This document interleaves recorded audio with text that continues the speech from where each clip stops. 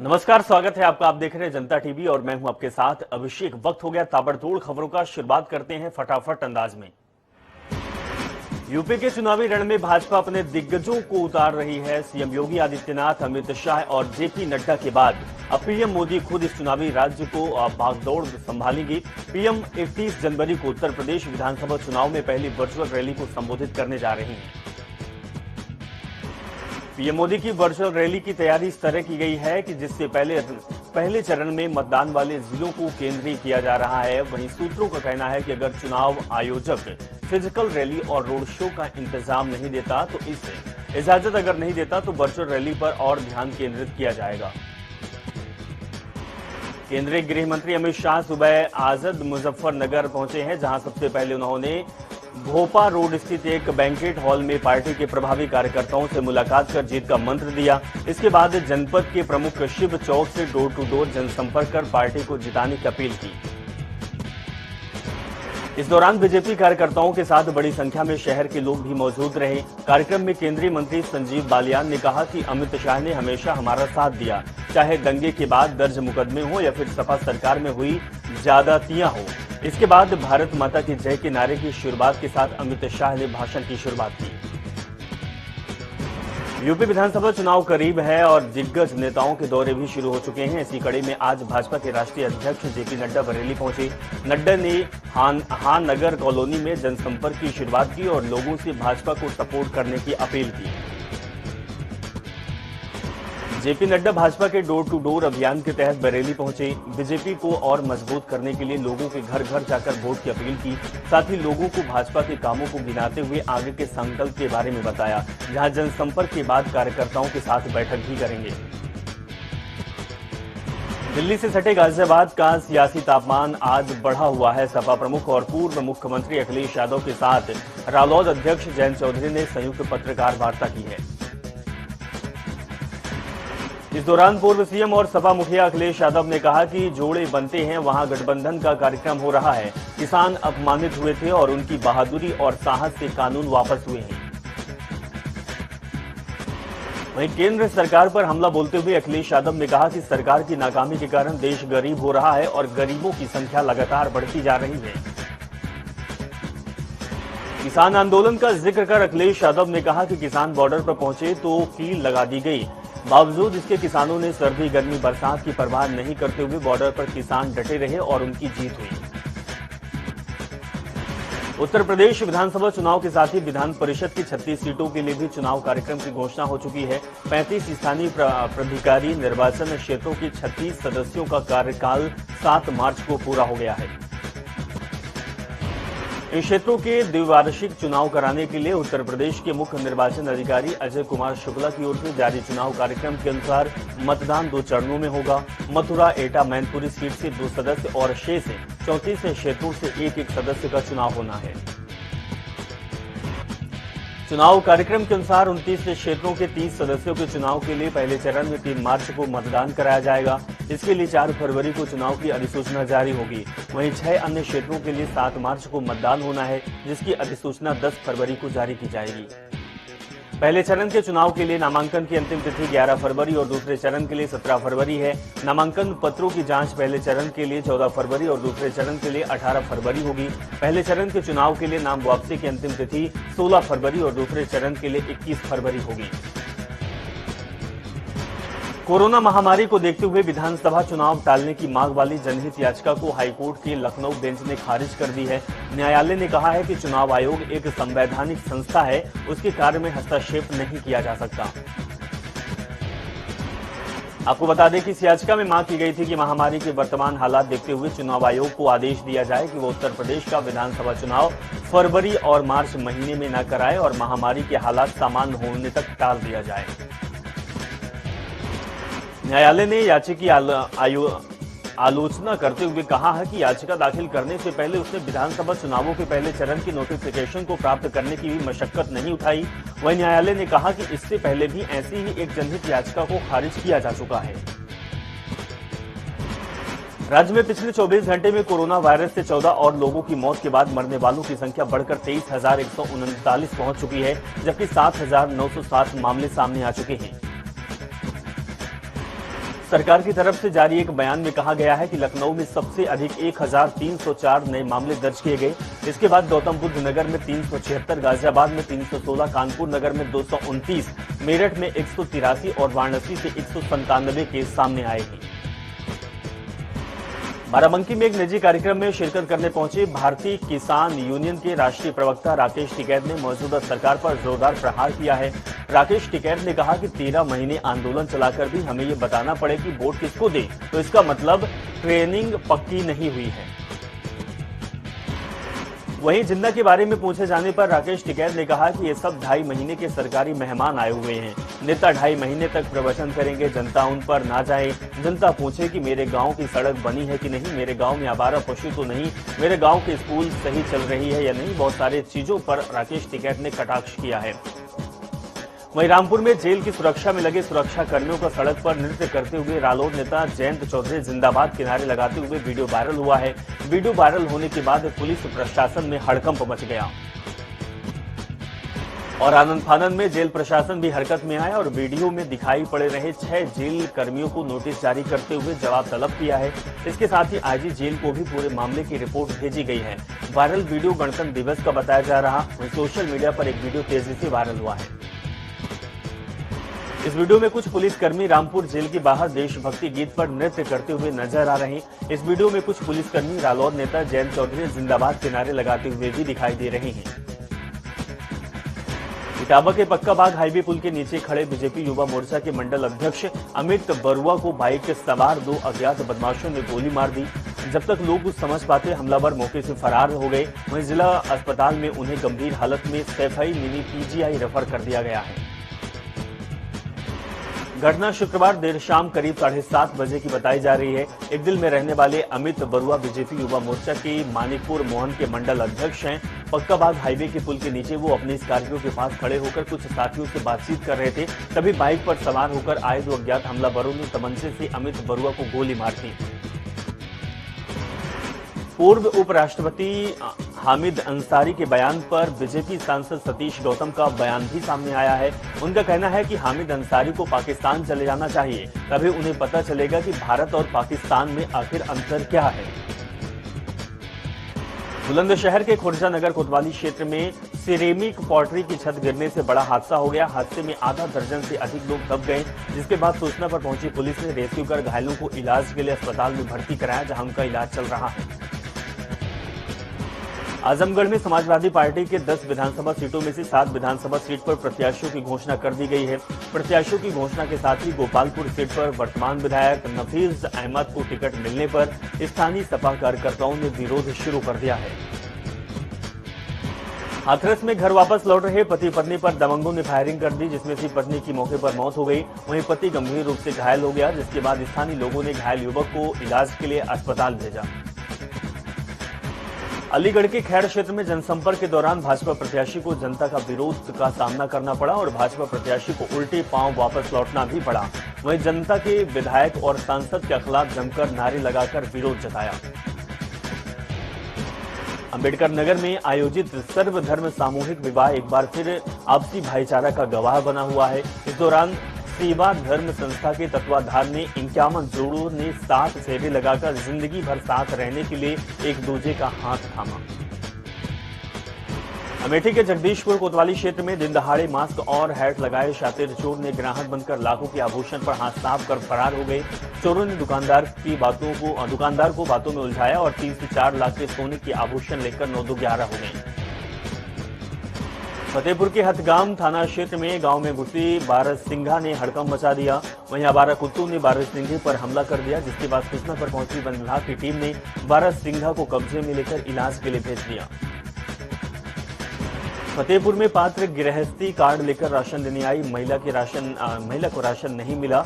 वहीं कोटद्वार का एक वीडियो सोशल मीडिया पर वायरल हो रहा है। वीडियो में कोटेदार महिला और अधिकारियों को गाली देता हुआ दिखाई दे रहा है। एटा के कोतवाली देहात हत्यारों ने महिला की हत्या करके शव को फ्लाईओवर पर फेंककर फरार हो गए, जिसके बाद सूचना पर पहुंची पुलिस ने महिला के शव को कब्जे में लेकर पोस्टमार्टम के लिए भेज दिया और मामले की जांच पड़ताल में जुट गए। बुलंदशहर के शिकारपुर विधानसभा क्षेत्र में कालेआम चौराहे पर चेकिंग के दौरान कांग्रेस प्रत्याशी और पुलिस के बीच बहस हो गई। वहीं कांग्रेस प्रत्याशी ने जीएसटी बिल दिखाने के बाद कांग्रेस प्रत्याशी को छोड़ा गया। अलीगढ़ के गवाना थाना क्षेत्र में दो वाहनों की आमने सामने टक्कर हो गई, जिसमें दो युवक गंभीर रूप से घायल हो गए। वहीं एक युवक का अभी तक कोई पता नहीं चल पाया, जिसके बाद सूचना पर पहुंची पुलिस ने घायलों को इलाज के लिए अस्पताल भेजा। ललितपुर के तालबेहट तहसील में जमीन पर दबंगों की ओर से कब्जा किए जाने और प्रशासन की ओर से कोई कार्रवाई न होने पर पीड़ित महिलाओं ने तहसील परिसर में केरोसिन डालकर आत्मदाह करने का प्रयास किया, जिसके बाद कर्मचारियों ने महिलाओं की जान बचाते हुए कार्रवाई करने का आश्वासन दिया। सहारनपुर सीट से सपा उम्मीदवार और पूर्व मंत्री संजय गर्ग ने मुख्य निर्वाचन आयुक्त को संबोधित पत्र में शहर सीट पर 5,166 मतदाताओं के नाम और एक से अधिक स्थानों पर प्रकाशित होने का आरोप लगाया है। उन्होंने जिला निर्वाचन अधिकारी की जानकारी देते हुए निष्पक्ष चुनाव कराए जाने की मांग की है। लखनऊ के ठाकुरगंज थाना क्षेत्र में सरकारी विभागों में नौकरी के नाम पर ठगी करने वाले पिता और बेटे को गिरफ्तार कर लिया गया है। पिता और बेटे के पास से कई फर्जी दस्तावेज और 23 आईडी कार्ड बरामद हुआ है।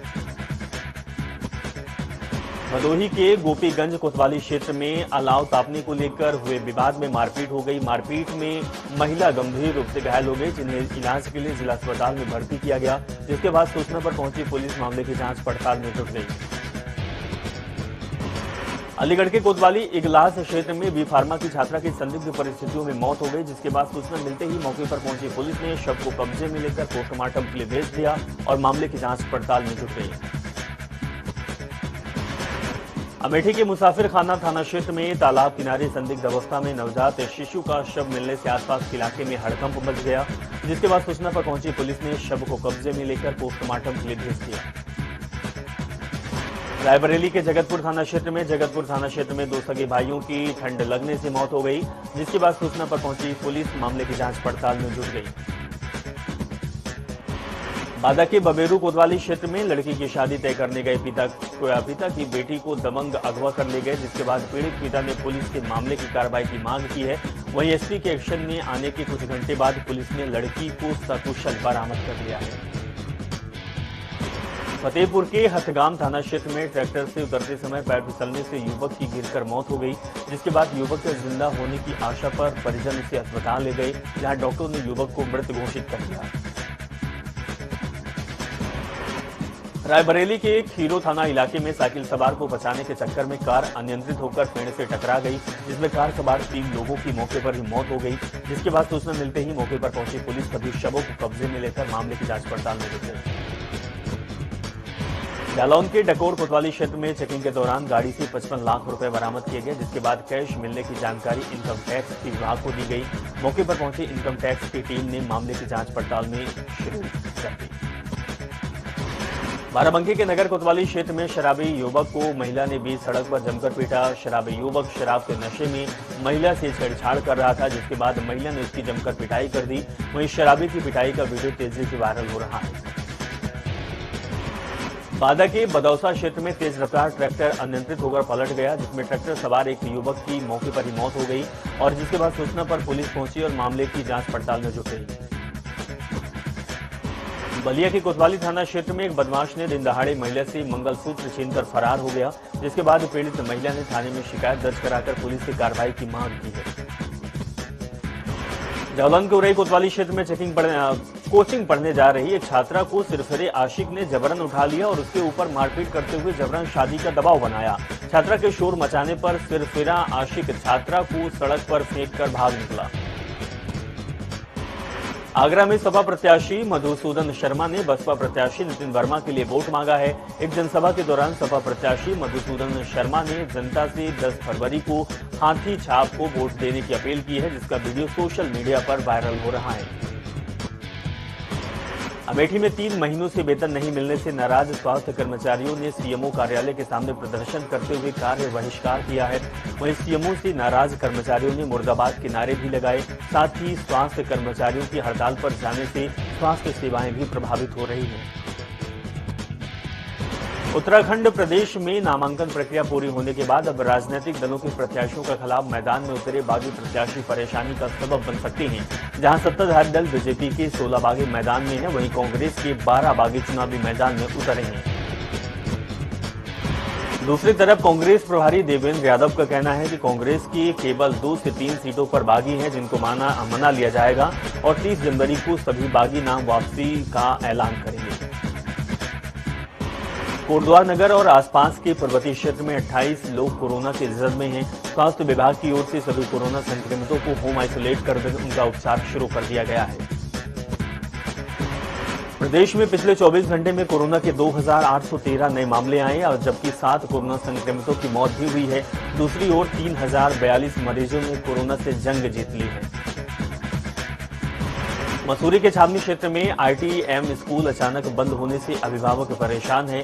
प्ले ग्रुप के कक्षा 5वीं तक संचालित आईटीएम स्कूल में क्षेत्र के दर्जनों बच्चे शिक्षा ग्रहण करते हैं, लेकिन अचानक स्कूल बंद किए जाने की सूचना के बाद बच्चों की भविष्य पर संकट पैदा हो गया है। नैनीताल जिले की लालकुआं विधानसभा सीट इस बार सबसे हॉट सीट बनी हुई है, क्योंकि कांग्रेस की यहां पर पूर्व मुख्यमंत्री हरीश रावत मैदान में उतरे हुए हैं। हरीश रावत ने कल लालकुआं विधानसभा से अपना नामांकन दाखिल कर दिया है। हरीश रावत ने कहा कि लालकुआं विधानसभा की जनता का उन्हें साथ है और वो लालकुआं को एक मॉडल विधानसभा बनाएंगे। पूर्व मुख्यमंत्री और लालकुआं विधानसभा से कांग्रेस प्रत्याशी हरीश रावत से खास बातचीत में हमारे संवाददाता ने की और हरीश रावत ने ऐलान किया कि हम लालकुआं के लिए काम करेंगे।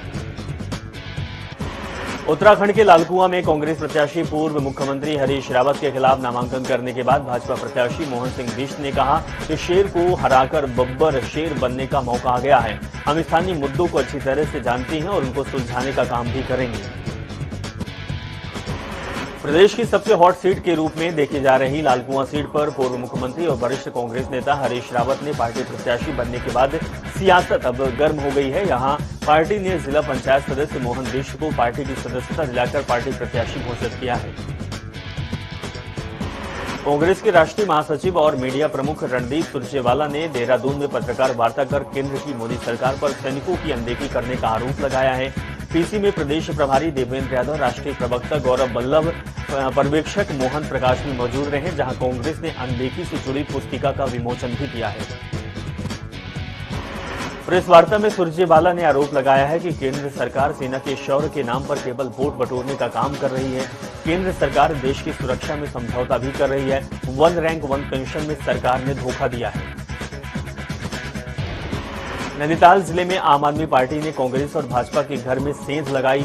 महिला कांग्रेस की राष्ट्रीय सचिव मंजू तिवारी और नैनीताल से हाल ही में कांग्रेस से भाजपा में शामिल हुए हेम आर्य ने आम आदमी पार्टी की सदस्यता ग्रहण कर ली है। हल्द्वानी में कल आम आदमी पार्टी के प्रदेश प्रभारी दिनेश मोहनिया ने मंजू तिवारी और हेम आर्या को आम आदमी पार्टी की सदस्यता दिलाई। हेम आर्या ने कहा है कि आम आदमी पार्टी की नीतियों से प्रभावित होकर उन्होंने पार्टी की सदस्यता ग्रहण की है। बुलंदशहर के खुर्जा में पोल्ट्री की छत गिर गई, जिसके बाद सूचना पर पहुंची एनडीआरएफ की टीम ने रेस्क्यू कर 25 घंटे बाद 3 लोगों को बाहर निकाला, जिसमें 2 महिलाओं की मौत हो गई। महोबा में कोतवाली श्रीनगर क्षेत्र में ग्राम बसोरा में 4 दिन से लापता 65 साल के बुजुर्ग का खेतों में बने कुएं में शव मिलने से इलाके में सनसनी फैल गई, जिसके बाद सूचना पर पहुंची पुलिस ने शव को कब्जे में लेकर पोस्टमार्टम के लिए भेज दिया। बुलंदशहर के सदर विधानसभा सीट से भाजपा प्रत्याशी को जान से मारने की धमकी मिली। चुनाव प्रचार के दौरान इंटरनेट कॉल के जरिए हत्या की धमकी दी गई, जिसके बाद पीड़ित ने पुलिस से शिकायत कर जल्द से जल्द कार्रवाई करने की मांग की है। अलीगढ़ के बन्ना देवी थाना क्षेत्र में दहेज में 10 लाख रुपए की मांग पूरी न होने पर नवविवाहिता को पीट कर जान से मारने की कोशिश में महिला को विद्युत करंट के हवाले कर दिया गया, जिससे नवविवाहिता गंभीर रूप से घायल हो गई, जिसके बाद मायके पक्ष ने घायल महिला को उपचार के लिए अस्पताल में भर्ती किया। गाजीपुर के रेलवे स्टेशनों पर सुरक्षा व्यवस्था बढ़ा दी गई। इसी क्रम में बिहार से आने वाली सभी ट्रेनों की यात्रियों की गहन तलाशी भी ली जा रही है। इसके मद्देनजर दिलदार नगर, सादर और औडीहार जैसे जंक्शन पर आरपीएफ के जवान तलाशी लेते हुए दिखाई दिए। ताबड़तोड़ खबरों में बस इतना ही। देखते रहें जनता टीवी।